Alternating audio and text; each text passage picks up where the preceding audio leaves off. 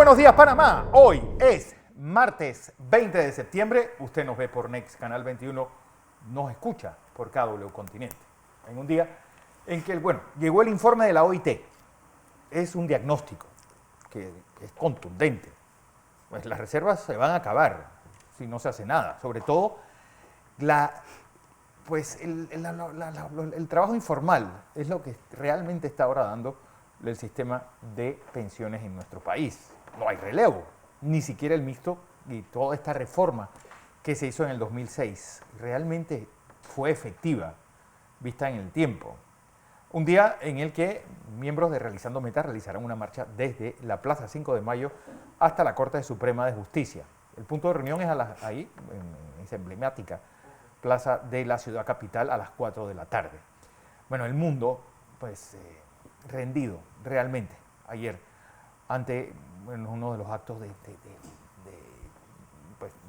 un sepelio realmente de Estado, que reunió a la crema innata de la política mundial y que se le dio ese último adiós a la reina Isabel II. Don José. Buenos días, Fernando. Buenos días. Buenos días a toda nuestra audiencia que nos sigue en KW Continente Radio y en Canal 21 Next TV. 20 de septiembre. Me gusta esa fecha. 20, sí. Me gusta. Es como, es una como fecha redonda. Sí, no, es una fecha como para jugar la lotería. 20. Opa. ¿Ah? Pero no, hoy es martes. Sé que No, hay martes, pero ya hay decenas. Déjeme ¿Sí? ver Don Monchi Díaz, si nos está recomendando la del 2. Está diciendo 3, 1 y 2. ¿Yo? Y arrópese con el 5. Bien, muchas cosas ocurren en el mundo. Fíjense que nosotros siempre partimos de lo general a lo particular, es decir, del mundo hacia Panamá. Déjeme ponerle en contexto algunas cifras que tenemos de Panamá y algunas cosas que están ocurriendo en Panamá para que cuando usted reciba la información internacional sepan entonces hacer un acople. ¿Por qué nosotros tenemos estas cifras, esta baja inflación y este alto crecimiento y en otros lados se está produciendo un bajo crecimiento y una alta inflación? Esa es una pregunta responsable que hay que hacerse y hay respuestas para eso. Sí. Pero lo primero que debo decir es una buena noticia. En el último sondeo que se hizo en América Central y República Dominicana, el Canal de Panamá, como empresa, resultó ser la de mejor reputación en la región. Eso es una cosa que a los panameños nos debe llenar de orgullo y nos llena de orgullo. Una felicitación a todos los trabajadores, hombres y mujeres, técnicos y operadores, capitanes, capitanas, a todos esas personas que trabajan en el Canal de Panamá. Pero también tenemos que felicitar a la gente que trabaja en Panamá Pacífico, a la gente que trabaja en la zona libre de Colón, en los puertos. ¿Y por qué? Fernando, observe estas cifras que le voy a dar, pónganle en el marco. Fíjese que voy a partir de Panamá hacia el mundo para que usted vea ahora por dónde vamos. El crecimiento, de acuerdo a la Contraloría General de la República, del segundo trimestre de este año, tuvo un promedio de 9,8%, de abril al 30 de junio. El acumulado del primer semestre del año 22, es decir, de enero al 30 de junio, 1 de enero al 30 de junio, comparado con el mismo periodo del año anterior, porque así que se hacen estas comparaciones, es de 11,8%, crecimiento neto.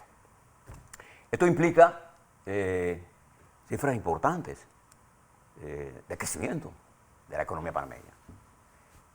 La inflación global del semestre es de 3,5%. Ahora, cuando usted compara estas cifras con el crecimiento regional o con el crecimiento mundial, nosotros exhibimos, así como en el año 20, exhibimos el decrecimiento, la caída vertiginosa, ¿no?, del 18,7%, ahora somos la nación con mayor expansión en el crecimiento en este semestre. Esperamos que en el segundo semestre efectos de la contracción que se está produciendo en el mundo nos afecte a nosotros, pero con este acumulado nosotros podemos prever que nuestro crecimiento estará por encima del 6% a final del año. Esas son noticias importantes incluso para entender el problema de la caja del Seguro Social. Sí. Si usted no entiende la economía, con números, usted, vendrá por ahí alguno que dice, bueno, porque los números esos no los creo, digo, bueno, son los números que tenemos. no hay más. del Instituto de Estadística panameño. Entonces, ¿dónde tenemos problemas? En la exportación de banano, Por ejemplo. en pescado. Y observe lo que ha pasado en esas industrias. Para que vea que han sido decisiones locales que han impedido el desarrollo de las mismas. Ha habido caída en el cobre. ¿Sabe por qué? Por el precio. El primer semestre, recuerda que el precio estuvo por encima de $4. En el segundo trimestre el precio bajó, pero eso va a oscilar en un proceso y a partir de la recuperación de enero en el 23 tendremos un alto crecimiento de la demanda de cobre. Hoy la oferta de cobre está más baja que la demanda. El precio está en 3.55 la libra. Bien, ¿por qué es importante entender todas estas cosas? Porque además la inflación de nosotros es una de las más bajas. Nosotros somos una economía dolarizada. La debilidad del dólar comienza a tener algunas cosas ahora, pero en el periodo de análisis que le estoy hablando, el dólar estaba extraordinariamente alto. Es decir, nosotros teníamos mayor capacidad de compra. Las reexportaciones, la exportación de piña y sandía en el tercer trimestre creció en 57 y 60%, Fernando. Sin embargo, caímos en banano. ¿Peligroso para quién? Para Bocas del Toro. Lo hemos venido Diciendo sistemáticamente advirtiendo. ¿Por qué yo les doy esta cifra? Porque nos acaba de llegar de la OIT un informe y he escuchado hoy en Metro Libre hay unas cosas que se llaman las ocurrentes propuestas de algunos candidatos presidenciales. Voy a mencionar sin mencionar a los candidatos. Y le llamo ocurrente porque cuando usted aspira a dirigir un país, es como cuando usted aspira a dirigir una empresa. Tiene que entender. Por ejemplo, hay alguien que piensa que hay que darle un cheque a cada panameño por los ingresos del canal. Cuando ya se lo están dando en un montón de subsidios y cosas. ¿De dónde salió eso? ¿En qué te resuelve a ti que de 2.700 millones de dólares a 4 millones de panameños yo le doy un cheque? Más que la inflación que va a generar eso. No, por eso no resuelve absolutamente nada. Absolutamente nada. Pero bueno, a alguien se le ocurre que hay que darle un cheque, pues. Hay otro que piensa que hay que hacer un H-O-T, logístico de educación. Hola. No entendí qué quería no sé decir. Qué es un hot. No sé, yo no entendí lo que está escrito en su propuesta. En su propuesta. Hay otro que cree que hay que crear un auto rápido para vender vegetales. Entonces, estas son las candidaturas presidenciales. Sí, hay gente que ni siquiera entiende el país que aspira. Mire, en Metro Libre hay una cosa curiosa de esto. Y yo observo lo siguiente. Del 100% de gente que se postula, el 65,32% de los votos que obtienen viene de partidos políticos. Y solo el 34,68%, es decir, de los 328.646 firmas recogidas, el 65,33% viene de los partidos políticos y el 34,68% viene, es decir, 117.434 vienen de los que no son de partidos políticos. ¿Qué te está indicando eso, Fernando? Que esto es decir, que la gente apática, sí, por supuesto. Es una falsedad. Entonces, cuando usted está en un partido político y corre como independiente y su estructura está creando una falsedad. ¿Cuál es una suplantación de identidad? Usted no es independiente. No. Usted pertenece a un partido político. Y la gente que acumula la mayor cantidad de estos son los que vienen de los partidos políticos que ahora quieren correr como independientes. Estoy esperando un trabajo que está presentando el ingeniero Pérez, que está trabajando y nos ayuda. Es un profesional de un gran manejo de las estadísticas, pero estoy esperando que tenga un poco más de tiempo para darle unas tendencias, producto del análisis que él hace. No lo he usado todavía porque quiero usar esas tendencias, pero le doy esta cifra nada más para que usted tenga una idea general de dónde está el país. ¿Por qué es importante tener esto? Porque fíjese lo que está pasando en el mundo, Fernando. En el mundo se producen fenómenos, por ejemplo, como el huracán que está azotando Fiona, a República Dominicana, que ya salió, que pasó por Puerto Rico, que tuvo 36 horas de intensidad sin parar lluvias en Puerto Rico y en Dominicana se debe salir hoy, si no es que salió en la madrugada, con una velocidad que se movía en Puerto Rico de apenas 10 kilómetros. Eso es lo que significó agua por un tubo y 7 llaves. Quedó inundado Puerto Rico. Menos intensidad que cuando entró María. Esta categoría entró con 1, pero se movía muy lentamente. Y los destrozos en Puerto Rico son terribles. Mi solidaridad con un pueblo al que yo amo profundamente, estudié y lo conozco bien. Igual que México, hombre. Pasó igual en República Dominicana. Y como si fuera poco, ayer, en un terremoto de 7.4 fue elevado, precisamente en el aniversario de los peores sismos. Afortunadamente ayer no pasó. ¿Te acuerdan el 85, Fernando? Sí. Después que mataron a Hugo para afuera aquí, se desató aquel terremoto en México. Terrible, del 85. Afortunadamente para el pueblo de México hubo daños estructurales, pero no se reportan muertes por estos terremotos. Hubo otro terremoto en Taiwán, que sí ha creado problemas. Están ocurriendo estas catástrofes, mientras la catástrofe de la guerra en Ucrania se mantiene. Y ahora que viene el general invierno, comienzan algunas cosas importantes. Fíjense, ¿se acuerda lo que le explicaba ayer en esta guerra? ¿Qué ha producido esta guerra en términos generales? Ha producido una contracción general en la economía, una de las economías más importantes del mundo. Las dos economías más importantes del mundo son A, los Estados Unidos, B, la República Popular China. Ambas expresan una caída en el crecimiento. Ambas expresan un problema en inflación. Y en el caso de la República Popular China se añaden una serie de cosas adicionales, pero en el caso de Rusia, la situación se le complica porque va cayendo el Producto Interno Bruto, las exportaciones van cayendo y las perspectivas de Rusia en términos de economía y en términos de potencia militar comienzan a estar en entredicho. Y esto le plantea un problema al mundo en general, porque en los próximos meses tendremos escasez de gas y de petróleo en Europa, una de las áreas importantes de desarrollo. Tendremos que las economías emergentes, como la República Popular China, como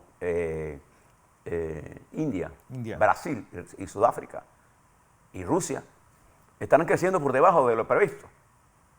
Y ellos son parte de la demanda global. Claro. Entonces, esto va a afectar la economía del mundo. Pero fíjense los números de nosotros. ¿Esto quiere decir que nosotros estamos en condiciones extraordinariamente buenas? No, lo que quiere decir es que no estamos mal como se está repitiendo por allí.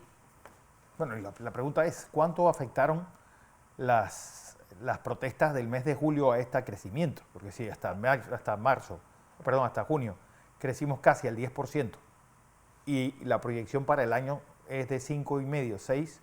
Quiere decir que vino esa caída fuerte debido a esas protestas que hubo. Por eso, esa conferencia de prensa de la Cámara de Comercio de ayer, y por eso vamos a tener a la presidenta de la Cámara de Comercio hoy. Y fíjese alguna cosa que quiero que usted tenga en la mente. La guerra de Ucrania, con el cálculo de Putin, la capacidad de Ucrania de recuperarse y la